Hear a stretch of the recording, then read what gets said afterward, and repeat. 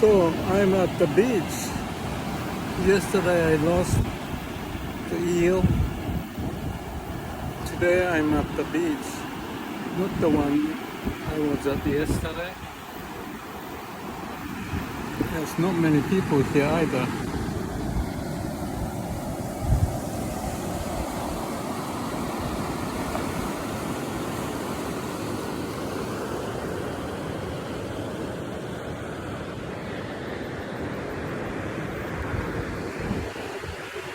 So this is not the place where I come to pick up the mussel. I don't usually come here, but it's not too far from my place. Only 10-15 minutes. Incredible. So this is my heaven. This part, the other side is very nice. But I was thinking, when we talk about the Nirvana and heaven,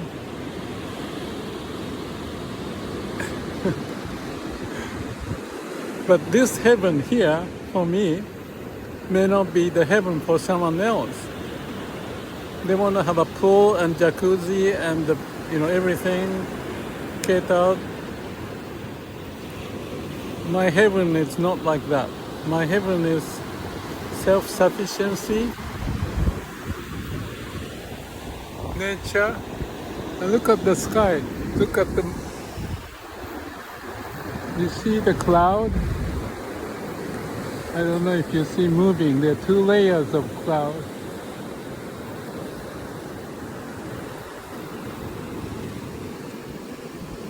To me, this is like a kid's experience. Wonder of the world.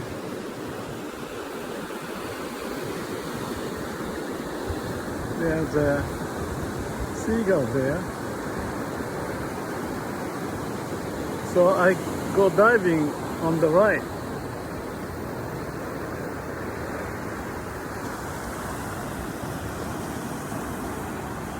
And that's the rocky area. This is sandy area. I think it's like 1.5 miles is the length. But I really come down this direction. It's a little bit of a wave, and I used to come surfing, but the wave's not so good, so I don't do surfing much. But isn't it interesting?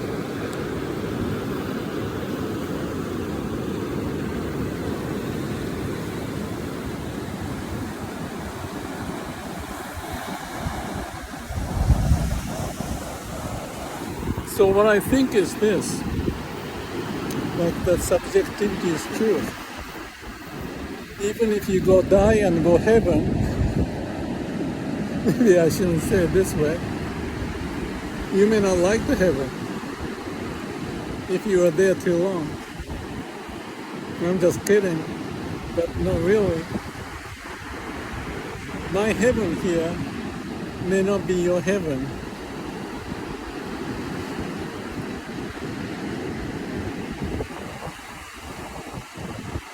I think I know that.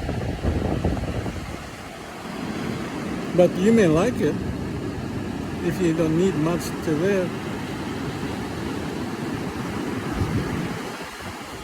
And do nothing. Well, I do something, right? I do the YouTube thing. That's my engagement to the world. And the other engagement is here. And most important engagement is with my heart. And I know that the seagull here, I know that the seagull has heart. Because they are in the Garden of Eden. In my case, I come to the Garden of Eden here or even back at my home. And I want to share the story of Saichi. Maybe I do it now. I always wanted to talk about Myōkōnin and Saichi and others. And I I can relate to Saichi. He used to live maybe 150 years ago, maybe 100 years ago, in the rural country. And he did some gambling, and he regretted or something. I think that may be part of the reason why he went into Namo Amida Butsu, Shin Buddhism. And at age 60, he had, they call it the Shinjin Ketsujo, which is basically the same as Satori, or awakening. And he wrote poems every night.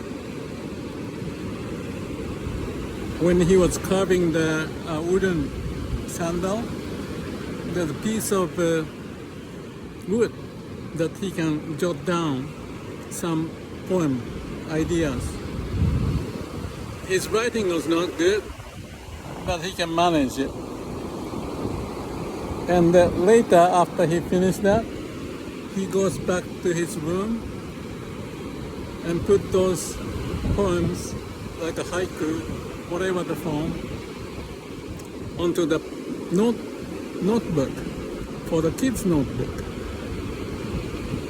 And many poems, and his life, he had close to 10,000. I think 7,000 or more is available. Still, you can read.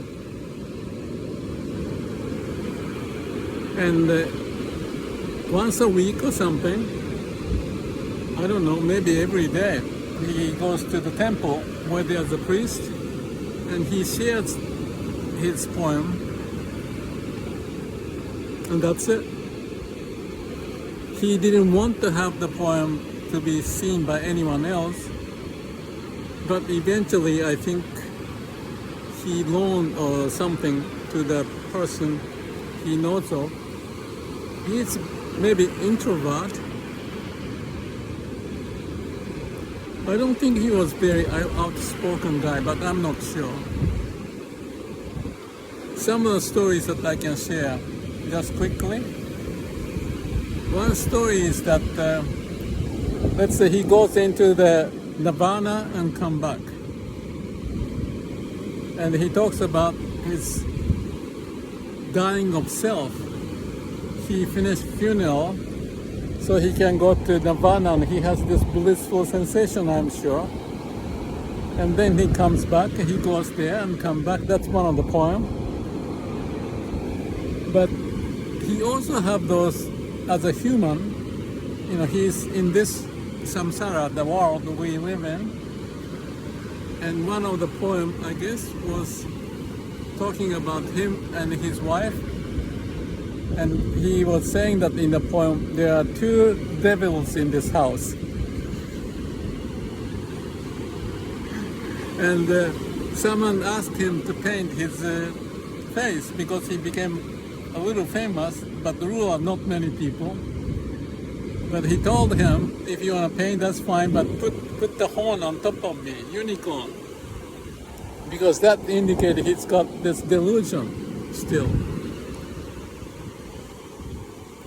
That's one story. What's the other story? I don't remember anymore. That was about the woman. Well, if I remember, I'll get back and talk about it, because this Saichi's story, I thought I was just here and thinking maybe I should make a video about it, just dedicated for him. And Mr. Kusunoki, who was very close to Daisetsu Suzuki. Kusunoki is into Shin and followed the Myōkōnin quite well.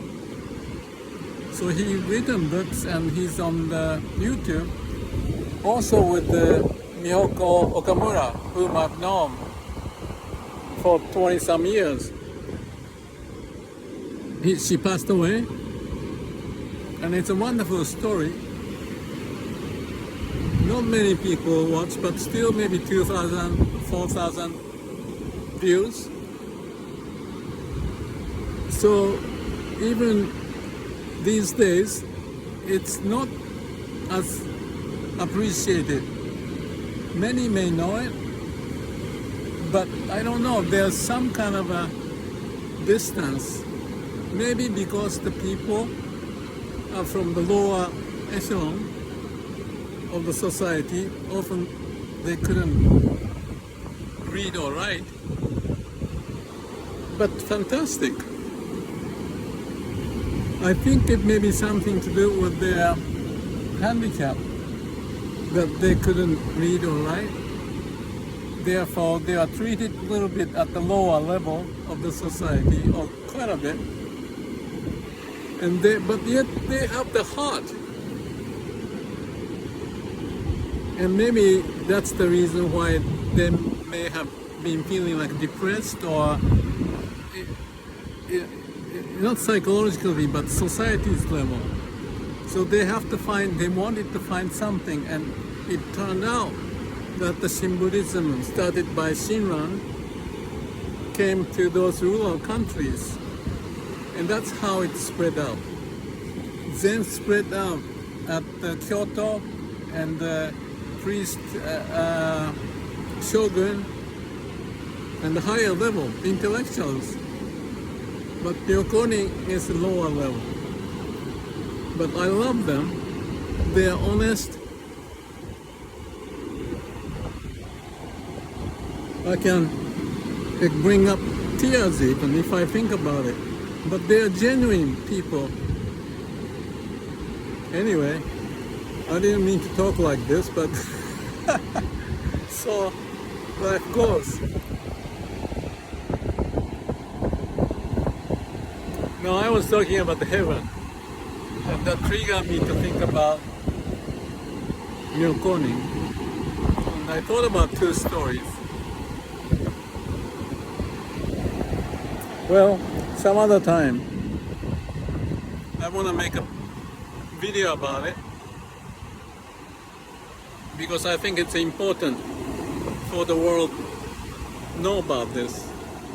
Daisetsu Suzuki wrote some books, not much in English, unfortunately, but toward the end of his life, he was into Myōkōnin, Shin-Buddhism. And there's the English book comparing Saichi's Myōkōnin story with the Meister Eckhart.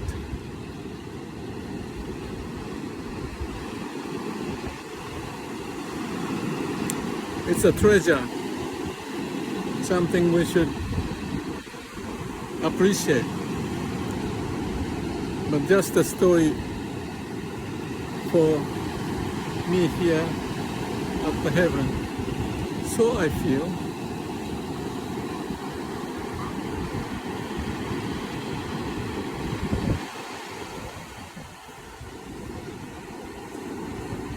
I'm gonna go back home.